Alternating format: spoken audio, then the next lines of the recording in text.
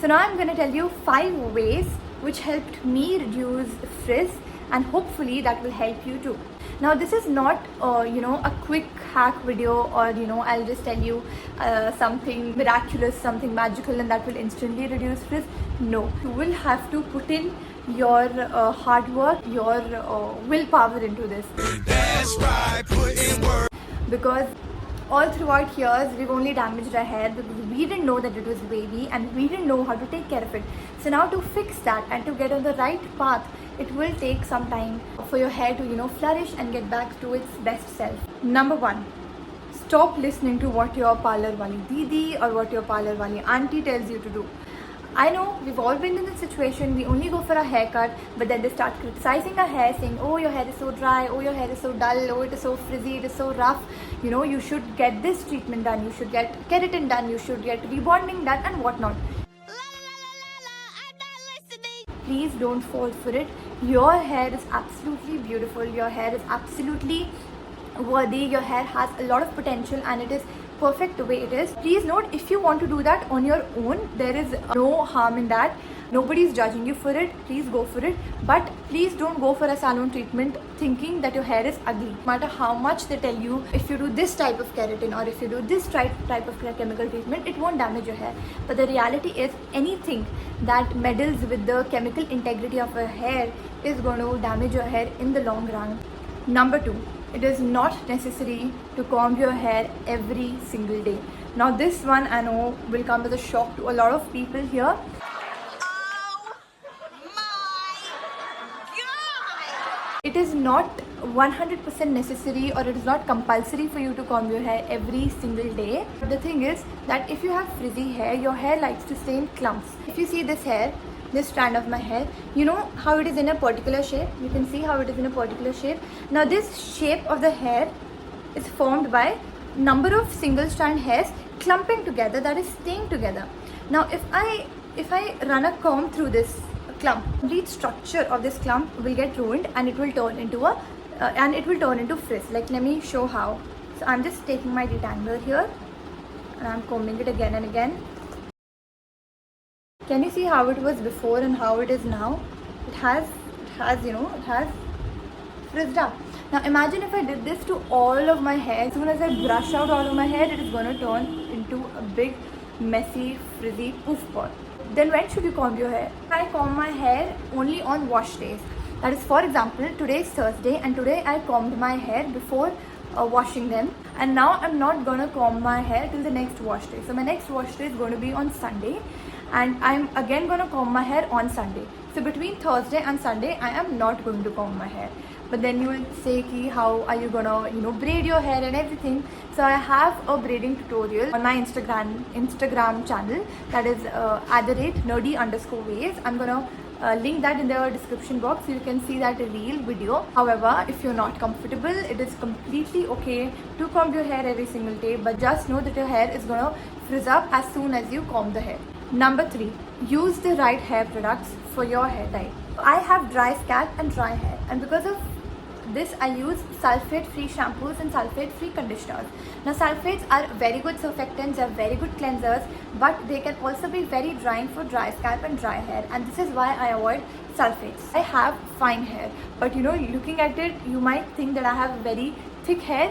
Yes, I do have high density hair, but the individual strand of my hair is very, very thin, and because of this my hair is very easy to get weighed down, and so I use silicone free conditioners. If you're in the beginning of your journey, then I do recommend that you use silicone free products only, because they are not going to weigh down your hair at all. After some time, like after 1 year into this regime, you can again experiment with silicones and find out how your hair reacts to it, but initially I would suggest that you avoid silicones too. And alcohols. So alcohols are also drying agents. Alcohols dry out your hair, and so use products without alcohols. So some are good alcohol also, like cetyl alcohol, ceteryl alcohol and such. So they are conditioning agents, but the denatured alcohol is what dries out your hair. So be on the lookout for that too. I started using hair stylers. So what are hair stylers? Hair stylers are your leave-in conditioners and hair gels. Along with that, there are many other types of hair stylers also, but let's not get into that into this video, otherwise it will become a very long video.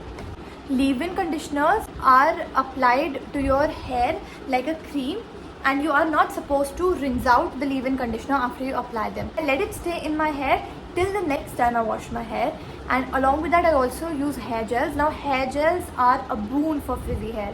Like, hair gels add shine to your hair, they make sure your hair stays frizzless throughout the days, and they make sure that your hair pattern is also enhanced. This is cool. Please don't be afraid or scared of using hair gels. I'm sure you must have heard a lot of rumors about hair gels, but just know, as long as the ingredients of the hair gels are good, it is going to be good for your hair too. There were rumors that there was a rumor, but that was just bullshit. After you use your leave-in conditioner and hair gel, your hair will look amazing on the day of wash day, but you want that hair to prolong, right? And we're not even combing our hair, so we want our hair to stay the way it is at least for 2 to 3 days. After that, we're going to wash our hair again. So what I do is I protect my hair at night. So what I mean by protection is that I use a satin bonnet. I'm gonna insert a picture somewhere here so that you know what a satin bonnet looks like. I wear a satin bonnet all throughout the night. When we sleep on cotton pillowcases, there is a lot of friction happening between our hair strands and the pillowcase, because cotton is a relatively rougher fabric than satin. And because of this friction, that it can lead to hair breakage, it can lead to tangling up of the hair. Satin is a very smooth and soft fabric, so there is relatively very less friction between the hair strands and the fabric. So it will lead to less breakage of the hair, and it will also lead to less tangling up of the hair, which is a win-win situation for us since we are not going to comb our hair every single day. Number 5. Now this is the most important one. Have patience and embrace the frizz. Now what do I mean by have patience? If you follow the same hair care routine as I follow, it will take easily a minimum of 6 to 8 months for you to be able to see results. Now why is that? Curly Girl method is not a quick fix. It is not an overnight treatment kind of a thing. It is a complete process which is going to revive your hair, but it is also going to take your time and your energy and your efforts. Now it's not like you have to put in efforts every single day. You only have to put in efforts on the day of your wash day.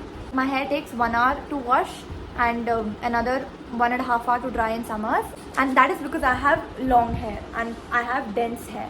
So if you have lesser hair than mine, it is going to take you even lesser time on wash days. Be consistent with your routine. I will guide you through every step of the way, and there's a complete community of the Curly Girl method in India now. There are a lot of people following this method, so don't feel that you're alone. You can always reach out for help. Comment in any of my videos, either on Instagram or on YouTube, and I will try my 100% to reply. But you will need a lot of support when you embark on this journey, because it is not a short journey, it is a long one. And embrace the frizz. What I mean by embrace the frizz is that you cannot reduce frizz to 0%. That is practically impossible until and unless you go for a chemical treatment, which is ultimately going to damage your hair in the long term, so it is not worth it. The truth hurts, doesn't it, Habsburg? But you know what? This frizz is what gives you volume.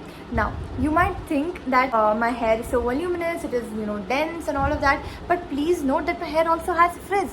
Can you see that? All this is nothing but frizz. It's normal. I mean, this is what is going to give you volume. If your hair was 100% without frizz, if your hair was completely frizz-free, then it would be volumeless. I mean, you should have a bit of volume and some amount of definition. So finding the perfect balance between definition and frizz is what most people strive here for. So continued till this point in the video, and we are near the end. I have a bonus tip for you, and that is to stop using heat on your hair. By heat, I mean very high heats.